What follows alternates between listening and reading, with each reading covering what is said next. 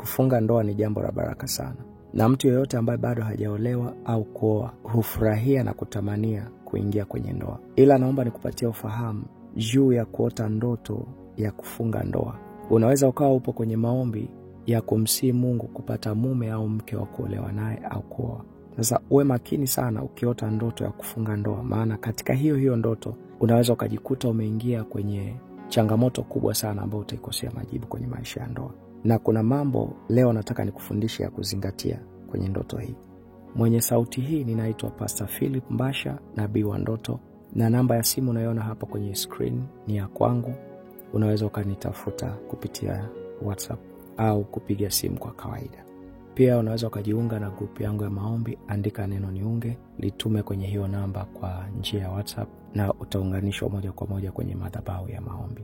Endapo ukiota ndoto unafunga ndoa na baba yako wa kiroho, I mean your pastor, hiyo ndoto sio mbaya, maana yenyewe huleta uthibitisho ya kwamba umeambatanishwa na baba yako wa kiroho na huelezea roho ya kuambatana kwenu. Hata ukisoma kitabu cha Mathayo mtakatifu sura ya 25 mstari wa kwanza utaona Yesu Kristo anakuwa bwana harusi na sisi wote ambao tumekubali kumfuata tunakuwa mabi harusi. Endapo ukiota ndoto unafunga ndoa na wakati tayari ulikwisha kuolewa na unayefunga naye ndoa ni mume wako kabisa na mlikwisha kufunga ndoa, ni mke wako kabisa na mlikwisha kufunga ndoa, hii huwa ni taarifa nzuri sana. Ni Mungu anakuwa anakujuza kwa habari ya kurudisha ule upendo wenu wa awali. Na wakati huo unaweza ukaota ndoto hiyo kumbe upendo ulikuwa umeisha kabisa, au unakuta unatamani hata uondoke uende mbali. Sasa unapoota mnafunga ndoa tena mara nyingine na mlikwisha kufunga, ni Mungu anakukumbusha kwa habari ya kurudisha upendo uliopoa. Ila sasa naomba uzingatie ndoto hizi 3 ukiziota, zenyewe zinakuwa ni mbaya na sio nzuri, zinaweza kukuharibia kabisa maisha yako. Namba 1, kuvishwa pete na mtu usiyemjua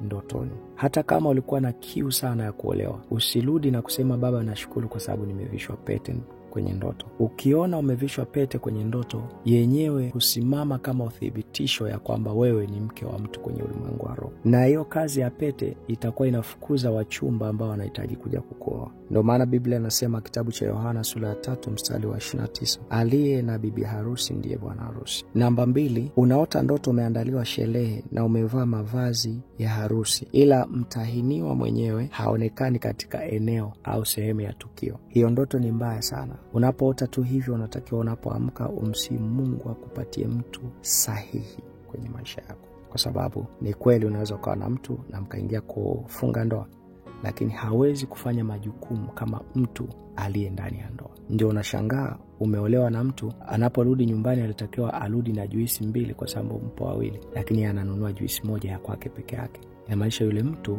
ni kweli amekuwa, ila bado hajajua majukumu ya mtu ambaye yuko kwenye ndoa. Ndoto ya 3, ukiota shela ina madoa.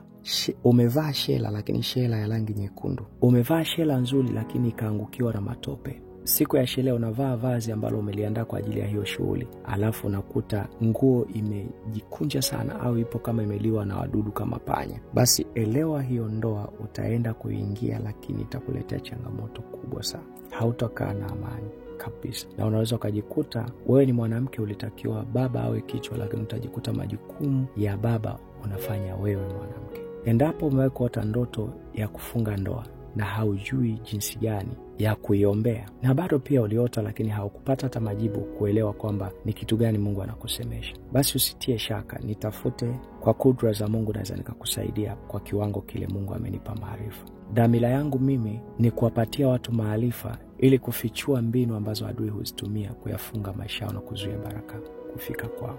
Ukishare video hii nitashukuru sana kwa sababu utakuwa umehubiri pamoja na mimi. Usikose muendelezo wa vipindi vingine. Amen, barikiwa.